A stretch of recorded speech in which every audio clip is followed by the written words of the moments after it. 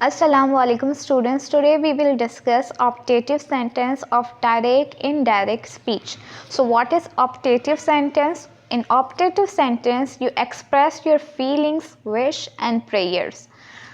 So girls उसको कैसे change करते हैं, पहले तो आप इस सेंटेंस को देख लें. सेंटेंसेस ऑप्टेटिव सेंटेंस किस टाइप के होते हैं. तो यहाँ पे देखें, मैं इसको ज़रा जूम कर देती हूँ, आप सेंटेंस को ज़रा ध्यान से देखें. He said may God protect you always. तो आपको ये सेंटेंस पढ़ के ही फील हो रहा है जो कि ही स्पीकर है वो क्या कर रहा है, वो प्रे कर रहा है, मतलब किसी को दुआ दे रहा है. सेकेंड सेंटेंस देखते हैं. She said would that my sons were a doctor. अब ये जो शी है जो कि स्पीकर है वो इस सेंटेंस पे क्या कर रही है, ख्वाहिश जाहिर कर रही है, विश कर रही है कि इसका सन क्या हो, काश इसका सन डॉक्टर हो. तीसरा सेंटेंस ज़रा देखते हैं. My father said to me may you top in exam. अब यहाँ पे स्पीकर जो कि फादर है वो क्या कर रहा है, वो प्रे कर रहा है कि मे मतलब वो किसी को भी दुआ दे रहा है कि वो एग्ज़ाम में क्या करें, टॉप करें. तो ऑप्टेटिव सेंटेंस कैसे होते हैं, I am going to revise in Urdu. Optative sentence में या तो आप किसी को दुआ दे रहे होते हो या तो ख्वाहिश जाहिर कर रहे होते हो. ओके अब ऑप्टेटिव सेंटेंस के रूल क्या है. रूल नंबर 1, ऑलवेज हम किस पर अप्लाई करते हैं, वी अप्लाई ऑन सेड, क्योंकि फर्स्ट सेट ई आता है और रिपोर्टिंग स्पीच में फर्स्ट हमारा सेड ही आता है जिस पे हम फर्स्ट रूल अप्लाई करते हैं. देखो, जब इंट्रोगेटिव पढ़ा रही थी तो we change said into ask. जब मैं इम्पेरेटिव पढ़ा रही थी तो according to the need of the sentence हमने उसको चेंज किया था. कभी ऑर्डर किया था, कभी रिक्वेस्टेड किया था, कभी एडवाइस किया था.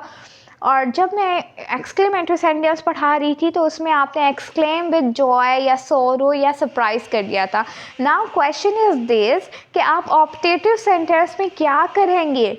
अब मैंने आपको खुद ही अभी एक्सप्लेन करने से बताया था. ऑप्टेटिव सेंटेंस में आप हमेशा क्या करते हैं, प्रे करते हैं या तो विश कर रहे होते हैं. तो आपका सैड भी किस में चेंज होगा, या तो प्रेड में चेंज होगा या तो विश में चेंज होगा. अब आप ये सोच रहे होंगे मिस हमें कैसे पता चलेगा कि हम इसको प्रेड में चेंज करें या विश में चेंज करें. तो मैंने आपकी आसानी के लिए कुछ वर्ड्स यहाँ पे लिख दिए हैं जिसका चार्ट मैंने बना दिया है. देखो, अगर आपके डायरेक्ट सेंटेंस में अगर आप गुड मॉर्निंग का वर्ड देखेंगे तो आप सेट को किस में चेंज करेंगे, विश में.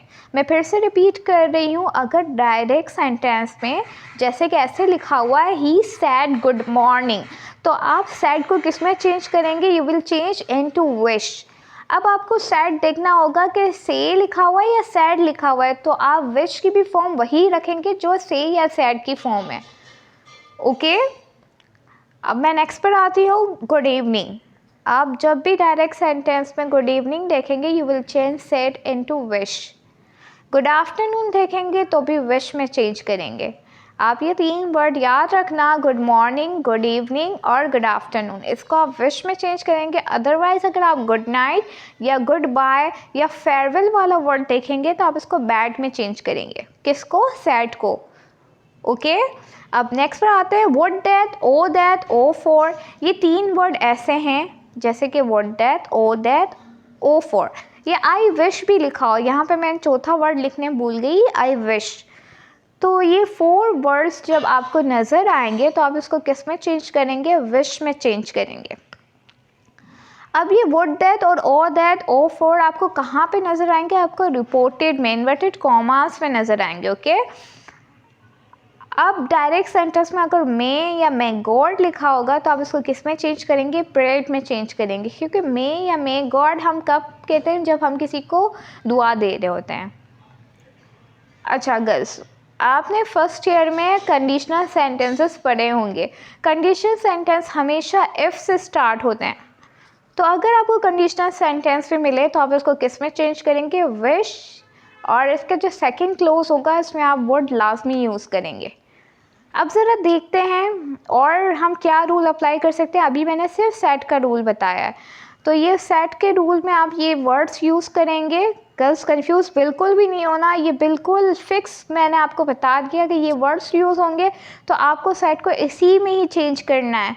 अब सेट को करने के बाद दूसरा रूल हम कंजक्शन का अप्लाई करते हैं. तो कंजक्शन यहाँ पे दैट होगा. ओके। अब प्रोनाउन चेंज होंगे, मैं पूरा नहीं लिख रही, ये आप प्रोनाउन लिख दिया तो समझ जाए। Pronoun will be change, tenses will be change और वर्ड्स विल बी चेंज। ये हर डायरेक्ट इनडायरेक्ट में होता है, ये फिक्स रूल है, आपको हर डायरेक्ट इनडायरेक्ट में अप्लाई करना है।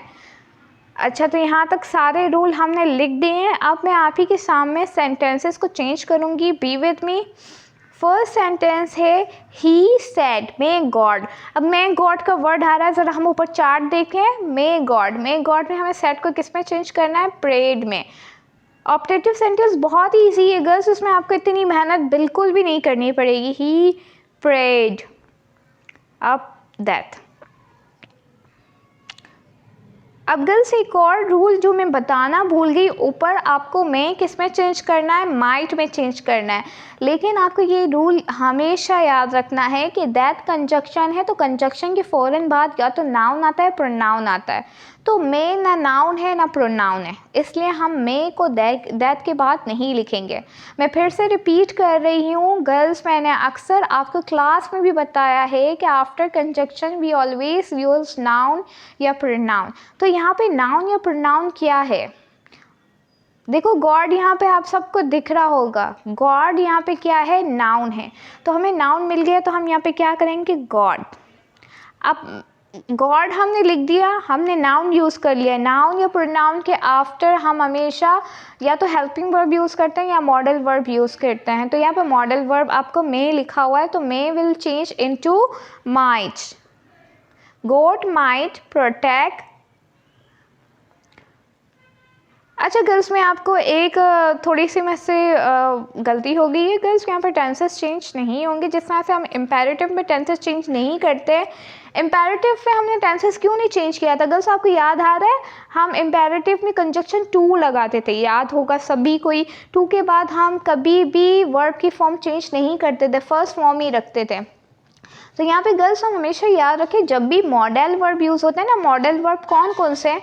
मॉडल वर्ब आपके हैं can, could, may, might, should, shall. इन सब के बाद वर्ब की फर्स्ट फॉर्म ही यूज़ होती है। मैं फिर से ये रूल आपको रिपीट कर रही हूँ, ध्यान से सुनना। ये जो ऑप्टेटिव सेंटेंस है ना, इसमें ज़्यादातर आपके मॉडल वर्ब यूज़ हो रहे हैं। मॉडल वर्ब कौन कौन से हैं? Can, could, shall, should, may, might. इनके बाद हमेशा वर्ब की फर्स्ट फॉर्म यूज़ होती है, इसलिए यहाँ पे हमने प्रोटेक्ट को चेंज नहीं किया, प्रोटेक्ट को प्रोटेक्ट ही रखा है। अब देखो गर्ल्स, यहाँ पे आपको यू दिख रहा है, you is a second person pronoun. तो सेकंड पर्सन प्रोनाउन के लिए हमें ऑब्जेक्ट देखते हैं, यहाँ पे कोई ऑब्जेक्ट नहीं है, तो इसका मतलब यहाँ पे क्या आएगा? मी, ऑलवेज। मी क्यों लिखा? क्योंकि यू इज़ ऑब्जेक्टिव प्रोनाउन, तो हम मी, आई का जो ऑब्जेक्टिव प्रोनाउन है वो मी है। नेक्स्ट पर आ जाते हैं। अब गर्ल्स नेक्स्ट पे देखें, वुड डैट यूज़ हो रहा है। वुड डैट मैं आपको बता दूँ, वुड डैट विश में यूज़ होता है, मतलब हम सैड को विश में चेंज करेंगे। She wish that. अब मैं क्या यूज़ करूँ गर्ल्स? हमेशा याद रखना, जिसमें would that, I wish, oh for ऐसा कुछ लिखा हो ना, तो उसको आप रिमूव करेंगे, ये एक्स्ट्रा वर्ड्स है। मैं फिर से रिपीट कर रही हूँ, would that, I wish, oh for ऐसे वर्ड्स अगर सेंटेंस में होंगे तो आप इसको इनडायरेक्ट फॉर्म में नहीं लिखेंगे, आप इसको रिमूव कर देंगे। देखिए मैंने दैट लिखा है, दैट के बाद मैंने वुड डैट नहीं लिखूंगी, मैं डायरेक्ट किस पे आ जाऊंगी? My son. तो my is the first person pronoun और ये पजेसिव प्रोनाउन है। First person possessive pronoun. First person के लिए हम हमेशा सब्जेक्ट देखते हैं, सब्जेक्ट शी है, शी का पजेसिव प्रोनाउन क्या होगा? Her son had been a doctor. अब गर्ल्स आप यहाँ पर सोच रहे होंगे मैंने हैड बीन क्यों इस्तेमाल किया, देखो ऊपर वर्ड लिखा हुआ है तो नीचे क्या आएगा?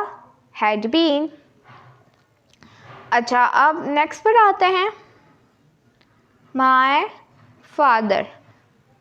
अब में यू लिखा हुआ है, में जब भी आए तो आप समझ जाना इसमें क्या है? प्रेड है, तो हम यहाँ पे प्रेड लिख देंगे, प्रेड मी दैट। अब दैट कंजक्शन है, इसके बाद यू को हम चेंज करेंगे, आई में, क्यों? क्योंकि यहाँ पे ऑब्जेक्ट पे क्या लिखा हुआ है? मी लिखा हुआ है, तो यहाँ पे आई आ जाएगा। आई में माइट में चेंज होगा, I might top in exam.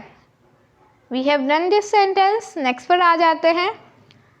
Next sentence जरा ध्यान से देखना। देखो गर्ल्स, यहाँ पे गुड मॉर्निंग लिखा हुआ है, तो he wished to his mother good morning. ये थोड़ा सा कॉम्प्लेक्स है, आपको सेंटेंस के अरेंजमेंट सही करनी पड़ेगी। कैसे सही करनी पड़ेगी गर्ल्स? देखिए यहाँ पे मॉम लास्ट में लिखा होता, तो देखो अगर मैं यहाँ पे नीचे लास्ट में लिखती ना तो सेंटेंस की अरेंजमेंट अच्छी नहीं लगती। देखिए अगर मैं ऐसे करती, ही विश गुड मॉर्निंग मदर, ऐसे नहीं होगा। टू हिज मदर आपको लगाना ही है और उसकी अरेंजमेंट आपको सही करनी पड़ेगी। आपको टू हिज मदर हमेशा विश के बाद ही लगाना है। ओके, अब नीचे वाला भी इसी तरीके से करेंगे गर्ल्स। यहाँ पर देखो पापा लास्ट में लिखा हुआ है, तो हम क्या करेंगे? प्रशांत। अब देखो गुड नाइट है, तो यहाँ पे क्या आएगा? बैड हिज पापा गुड नाइट। अब देखो इसमें कोई कंजक्शन यूज नहीं हुआ है क्योंकि ये शॉर्ट सेंटेंस है। शॉर्ट सेंटेंस देखिए इसमें कोई भी सब्जेक्ट नहीं है, वर्ब नहीं है, डायरेक्ट ये गुड मॉर्निंग गुड आफ्टरनून ऐसे वर्ड इस्तेमाल हो रहे हैं, तो इसको हम शॉर्टकट में ही बनाएंगे। अब हम नीचे देखें व्हाट डेट आ रहा है, तो व्हाट डेट का ओके गर्ल्स मैं आपको एक और बात रिमाइंड करवा रही हूँ। आई होप सो कि आप फुल वीडियो देख रहे होंगे, क्योंकि मुझे आप लोग से शिकायत है आप फुल वीडियो नहीं देख रहे हैं। यहाँ पे मैं एक और इम्पॉर्टेंट पॉइंट्स मैं आपको शेयर करना चाह रही हूँ। देखो एक्सक्लेमेंट्री की सबसे बड़ी निशानी मैंने क्या बताई थी? In the sentence you will find exclamatory mark. लेकिन आप कंफ्यूज बिल्कुल भी नहीं होना, ऑप्टेटिव सेंटेंस में भी आपको ये एक्सक्लेमेंट्री मार्क नज़र आएगा। अब आप कहेंगे मिस जब ऑप्टेटिव सेंटेंस में भी ये मार्क नज़र आएगा, एक्सक्लेमेंट्री में भी नज़र आएगा, तो हम पहचानेंगे कैसे? देखो पहचानना बहुत ही ईजी है। You will read the sentence. अगर सेंटेंस में विश और प्रेयर है तो आप क्या करेंगे? आप उसको ऑप्टेटिव सेंटेंस बनाएंगे। अगर स्ट्रॉन्ग फीलिंग्स है तो आप उसको एक्सक्लेमेंट्री की तरफ लेके जाएंगे। सो डोंट बी कन्फ्यूज, आप द कॉन्सेप्ट पर ध्यान देना। तो यहाँ पे कॉन्सेप्ट देखिए वुड दैट आ रहा है, वुड दैट का मतलब ही है विश करना, तो ये ऑप्टेटिव सेंटेंस है। Neha wished that. अब यू आ रहा है, यू की जगह पे क्या आएगा? ही आएगा। ही क्यों आएगा? क्योंकि ऑब्जेक्ट में हिम लिखा हुआ है। He had been there at that at that time। Last sentence नहीं, सेकंड लास्ट सेंटेंस है, इसको भी देख लेते हैं। He wished that, oh that हट जाएगा। अब क्या होगा? डायरेक्ट हम आई की तरफ आएंगे। आई की जगह पे क्या आएगा? ही आएगा, क्योंकि सब्जेक्ट में ही लिखा हुआ है। He had.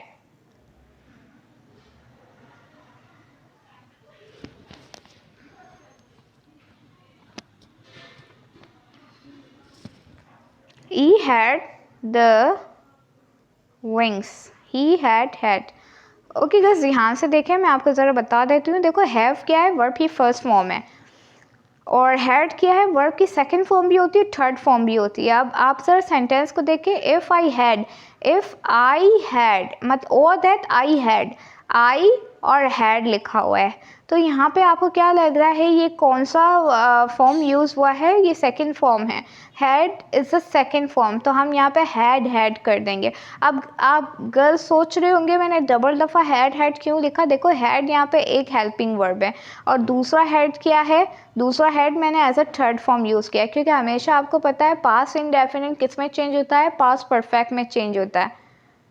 Wings of a wings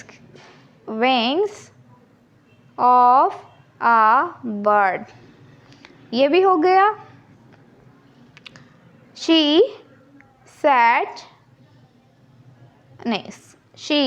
wished that, नहीं गर्ल्स, आप ध्यान से देखिए, इसमें सब्जेक्ट नहीं है, ये थोड़ा सा ट्रिकी सेंटेंस है। आप देखिए she said oh for a glass of water, अब यहाँ पे कोई सब्जेक्ट नहीं है, यहाँ पे कोई वर्ब नहीं है, तो आप विश के फ़ौरन बाद आप क्या कर दें, she wish for a glass of water. मैं फिर से रिवाइज कर रही हूँ, यहाँ हमने डायरेक्ट विश के साथ for a glass of water क्यों लिख दिया, हमने दैट भी नहीं लगाया, हमने सब्जेक्ट भी नहीं लगाया, ऊपर सब्जेक्ट नहीं है, ऊपर वर्ब नहीं है। तो हमेशा जब आप ऊपर कोई सब्जेक्ट या वर्ब नहीं देखेंगे तो आप नीचे में भी सिंपल सेंटेंस बना देंगे, she wish for a glass of water.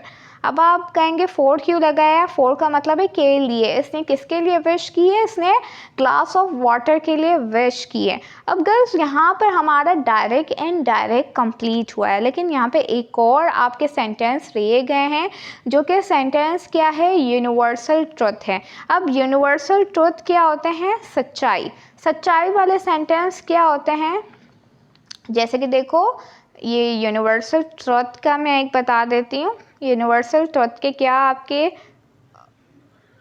Rule होंगे, यूनिवर्सल ट्रुथ क्या होते हैं,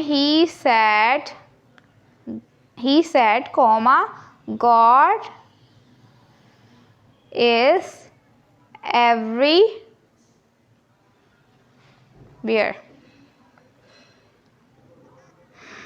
अच्छा गर्ल्स, यहाँ पे देखें गॉड इज़ एवरीवेयर, ये कायनात की सच्चाई है, इसको आप इग्नोर नहीं कर सकते। जो यूनिवर्सल ट्रुथ होते हैं वो सबके लिए ट्रुथ होते हैं, मतलब सबके लिए सच होते हैं। सच्चाई वाले सेंटेंस को हम क्या कहते हैं, यूनिवर्सल ट्रुथ कहते हैं।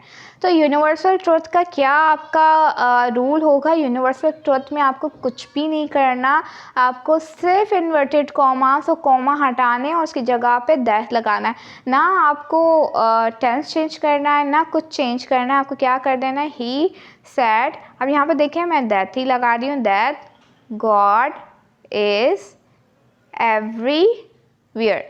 देखो कुछ भी नहीं करना, सिर्फ दैट लगा देना है। तो यूनिवर्सल ट्रुथ के लिए आप बिल्कुल केयरफुल रहना।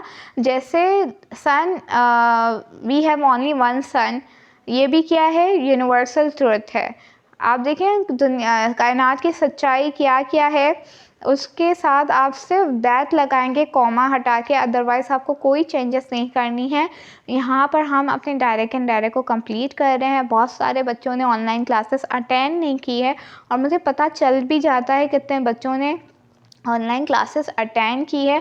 कुछ बच्चे ऑनलाइन होते भी हैं, क्योंकि मैं जब ग्रुप इन्फो में जाती हूँ तो मुझे कुछ बच्चे ऑनलाइन दिखते भी हैं, लेकिन वो ग्रुप पर जवाब नहीं देते हैं।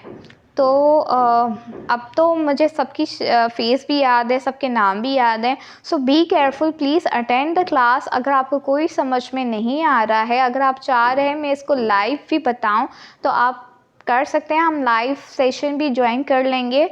ओके गर्ल्स, तो आप अपने ग्रुप व्हाट्सएप के ग्रुप पर प्लीज़ मुझे बता देना if there is any confusion, so I will describe again. Thank you for watching this video. Allah Hafiz.